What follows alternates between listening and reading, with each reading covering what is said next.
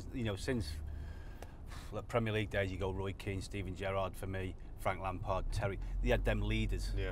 I don't think there's not too many about in the Premier League anymore. Maybe Van Dijk for me. Yeah. I mean, everyone's saying biased Liverpool, but Yeah. I just think that he's the one player that I think any team in the world would take at the moment. 100%. He's the best. Yeah, because Kevin Kilben just said that Van Dijk is better than Ferdinand, Rio. Well, I played with Rio for a year and a half at Leeds, Leeds, and we had a brilliant relationship on and off the field and playing wise. Rio read the game. He could play in any position. Yeah. I think it's a bit early to make that. Yeah.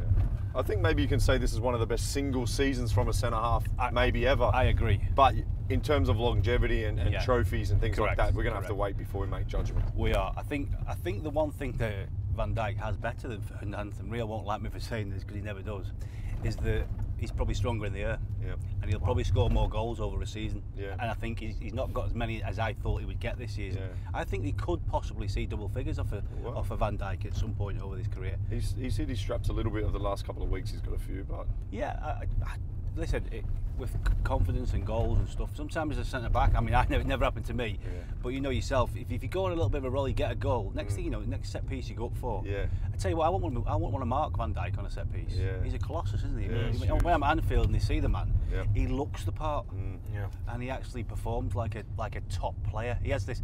Speaking to some of the guys around the club who see him a lot more than me, the camera guys who film and stuff, they say to me that he is a leader.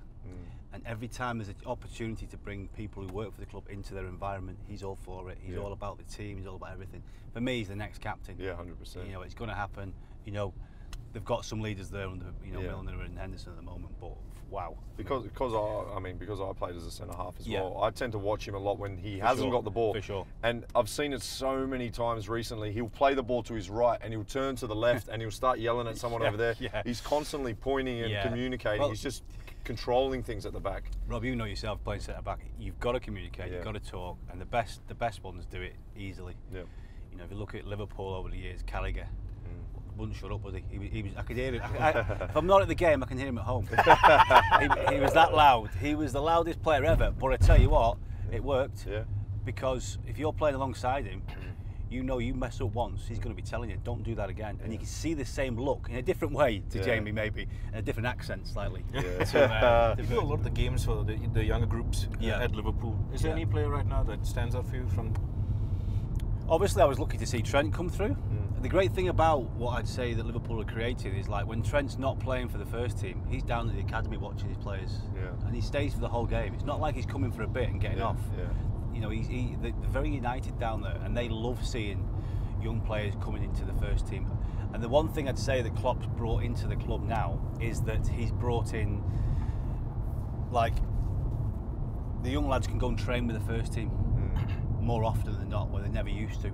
You know, under regimes, under Benitez, people like that, great manager, but there was no chance of the youth ever getting through to the first team. There's a huge chance now under Klopp. And the one player I'd probably say who's impressed me, who can grab the game by a scruff of the neck as a young boy, probably Curtis Jones.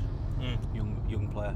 Yeah, he's got a lot of ability, a lot to learn, but a lot of like raw talent. Scouser, local lad, knows what it means. And there's more than that. You know, there's Glatzel, centre forward, who plays up front with Bobby Duncan, a little partnership, quite old school. You know, to see two lads playing up front together and they rip it up. They have a go and they're aggressive. Which I think there is an opportunity maybe for a young striker, because you look after Firmino, you've only got Sturridge, who knows how long he'll be around for. You've got Origi. I thought the club should have kept Danny Ings, to be honest, because he's a guy that could have come on and pinched a goal. So there might be an opportunity for one of them. I think you're right, and I think obviously I know the lads within the club, so the one that the manager wanted to break into the squad this year, and it never happened through injury, was Ryan Brewster. That's the one that he likes. That's the one he wants, I think, to get into the first team squad and be around it. But obviously he's had this serious injury, so I think next season, Ryan, if he can come back strong from his injury, he'll be the one, because he's quick, nasty as well. I love a nasty centre forward. You know, you don't see him anymore, do you?